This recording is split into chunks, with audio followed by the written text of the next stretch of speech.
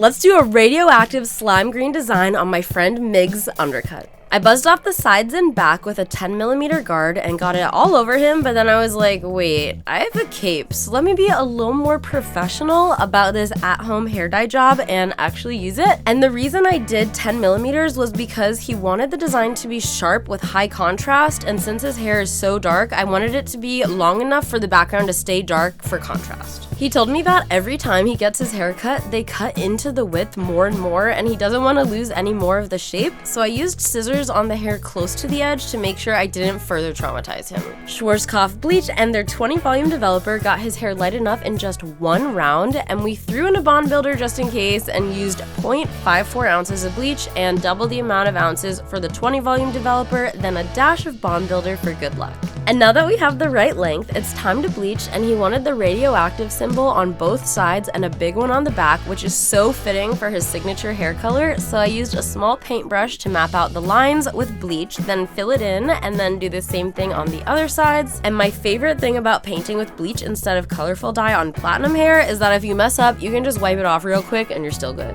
One huge tip is that in order to get this all even in platinum in one round, you'll need to completely saturate the area, then go back with bleach every 20 minutes or so and resaturate it and make sure everything stays wet and processing. So this is how one round looks, and then I did 3 additional bleach touch-ups during the hour and 20 minutes of processing, and it was crazy to see such dark hair go so light in just one round with 20 volume developer, and washing it out was so satisfying. Like, that's the perfect base we needed for this color to really pop. So now's the easy part, and all we need to do is add the green, and because it's so light, it only shows up on the bleached area, so I used a paintbrush and saturated all the bleached areas and was messy with it because I know it won't show up on the dark areas anyways. We'll fix that one spot later, and this radioactive sign actually started feeling like it was radioactive. With this color, what you see is what you get, so you really need a light base and can tell how it will show up while you're applying it, and this is how it turned out. This dye glows under blacklight, and his roots need to be done, but I was tired, so I sent him home, brought him back the next day, and I'll show you tomorrow what it looks like completely done and under blacklight.